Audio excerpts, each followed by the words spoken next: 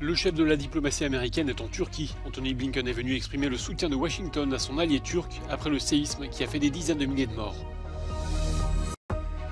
Au moins 15 morts à Damas selon une ONG, bilan encore provisoire de raids aériens menés par Israël sur la capitale syrienne ce dimanche. Dans le Donbass, les soldats ukrainiens tentent de résister aux assauts de l'armée russe.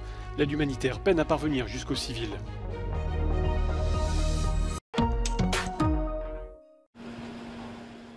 Le chef de la diplomatie américaine a atterri ce dimanche dans le sud-est de la Turquie.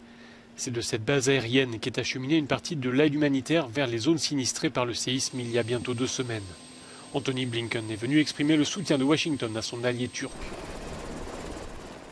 Les États-Unis ont déjà déployé des équipes de secours et débloqué 85 millions de dollars pour l'aide humanitaire. Le tremblement de terre du 6 février dernier a coûté la vie à plus de 40 000 personnes en Turquie et au moins 5 000 en Syrie voisine.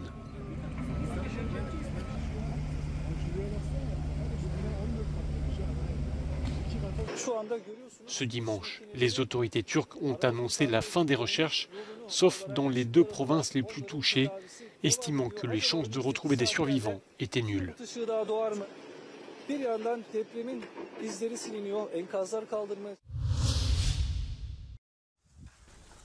The fact that there are no more cranes or diggers near certain buildings here in Old Antakya means that the search and rescue operation is officially over. There are no more signs of life detected in these particular buildings. And this really seems to be a different phase in the operations here in southern Turkey.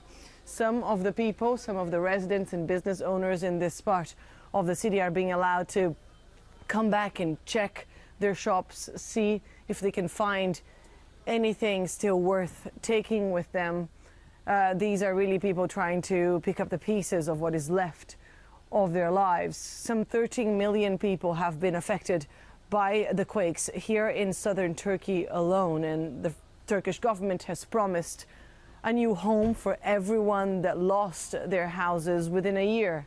This is, of course, a very ambitious pledge, a pledge that many here dismiss as completely unachievable, considering what they have judged as a slow response on the part of national authorities, so much so that civil society has stepped up and has replaced the national government in certain areas.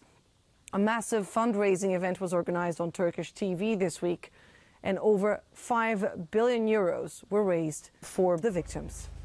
But some here are determined to restart life on their own as soon as possible. This street will be in 1 week, maximum 2 weeks open. It will be again, the shops will be open. You will see. Really? Now it's 13 days. And every people die with depression or in traffic or home. But people will die, okay? Catastrophe will finish right now. In Muslim, Islam, you can be in yas, yani İngilizcesine yazın. Grief. In grief, you can be in just 3 days. After 3 days, it's forbidden. You have to become in the life again. Serkan's warmth is already bringing life back to the city, but he's certainly scarred by what he lived and what he lost. Yani, what can we do? You told me that you cried inside. Yeah. Did you lose anyone? No. No. But I lose my friends. Yeah. Good friends, many.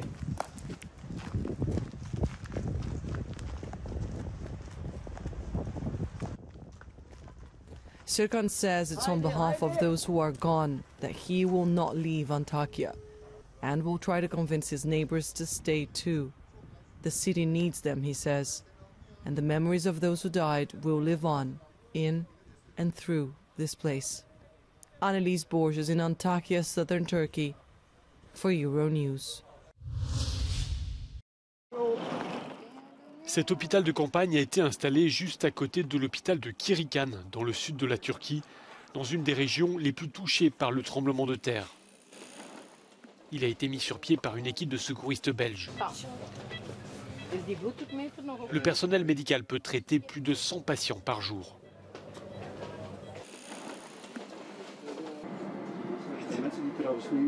Vandaag hebben we nog mensen gehad die met een breuk toegekomen zijn nog vanuit hoger gelegen dorpen.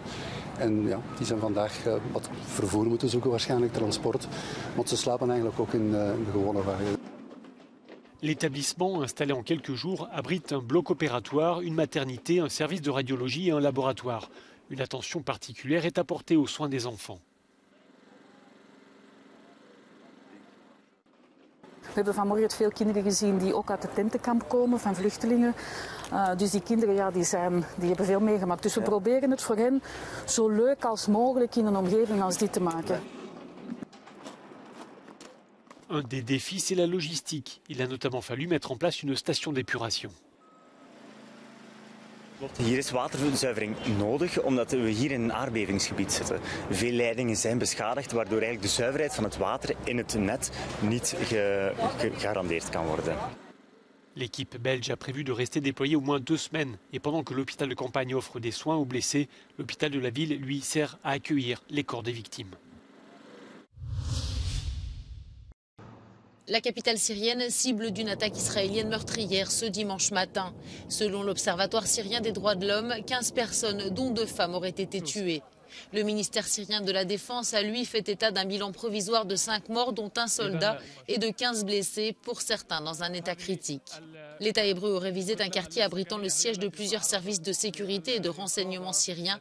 Il s'agit des raids israéliens les plus meurtriers sur Damas depuis le début de la guerre civile en 2011. L'armée israélienne s'est refusée à tout commentaire.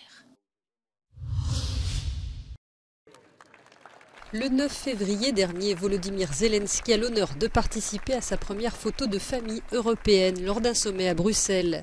Si son pays a obtenu le statut de candidat à l'UE en un temps record, le chemin vers l'adhésion s'annonce encore long et semé d'embûches. Mais en 8 mois, des efforts considérables ont été faits, soulignent les experts.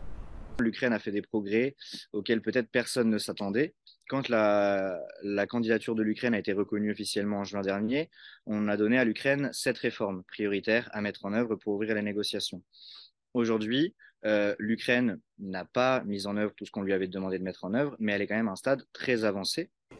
L'adoption d'une loi sur les médias ou encore la vaste opération anticorruption menée en début d'année dans le gouvernement ont montré la détermination du président ukrainien. Nous avons eu cette accélération politique, je dirais, une forte volonté de la part du président Zelensky et de son gouvernement, et également de coopérer avec toute une série d'experts internationaux qui sont en train de favoriser de manière assez inédite l'adhésion d'un État candidat à l'Union européenne. La prochaine étape d'importance est le feu vert des 27 pour l'ouverture des négociations. Mais tant que la guerre est en cours, beaucoup d'incertitudes demeurent. Ce processus dépend largement de l'issue du conflit. Pour l'instant, l'Ukraine avance, mais je ne suis pas sûr que les États membres soient dans l'optique d'une adhésion de l'Ukraine tant que le pays est en guerre. La seule chose dont on est sûr, c'est de la détermination des Ukrainiens à aller le plus rapidement possible et le plus loin possible dans ce processus d'adhésion. À quelques jours du premier anniversaire du début de la guerre en Ukraine, les forces russes maintiennent leur pression sur toute la ligne de front. Et malgré cela, les soldats ukrainiens se veulent optimistes. Nous sommes ici dans la région de Kupiansk.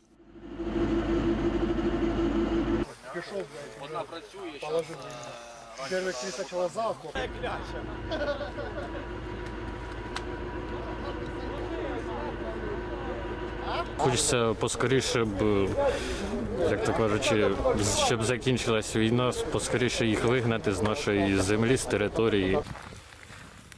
Dans la région, tous les habitants n'ont pas pu fuir la guerre. Certains ont préféré rester dans leur maison malgré la violence. Nous ne sommes qu'à quelques kilomètres de la ligne de front.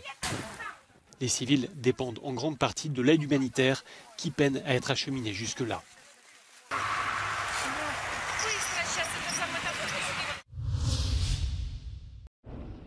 Au Mexique, le président Andrés Manuel López Obrador a signé ce week-end un décret qui nationalise l'exploitation de lithium.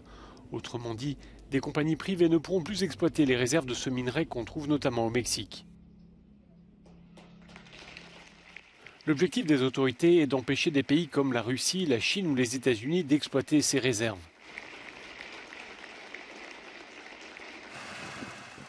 Les experts estiment que le pays détient les 10e réserves mondiales de lithium. Ce minerai sert notamment à la fabrication des batteries des voitures électriques et des smartphones.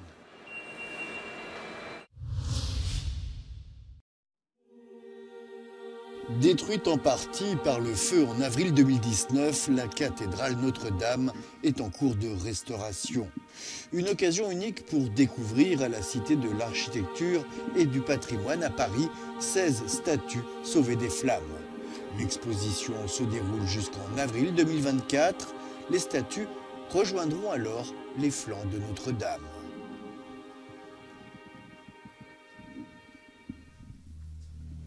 À l'occasion du centenaire de la naissance de Lucian Freud, le Museo National Thyssen-Bornemisza présente une rétrospective comprenant une 50aine d'œuvres du peintre britannique. Dès ses débuts, Freud privilégie l'art figuratif, se concentrant sur la représentation de l'être humain. L'exposition Lucian Freud, Nouvelle Perspective, est à découvrir à Madrid jusqu'au 18 juin.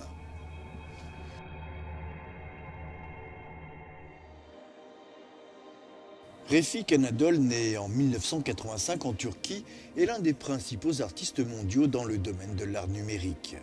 Son exposition monumentale Nature Dreams, les rêves de la nature, au musée Arken au Danemark, utilise des images générées uniquement par l'intelligence artificielle. Une sculpture de données de 7 mètres sur 7 à découvrir jusqu'au 27 août.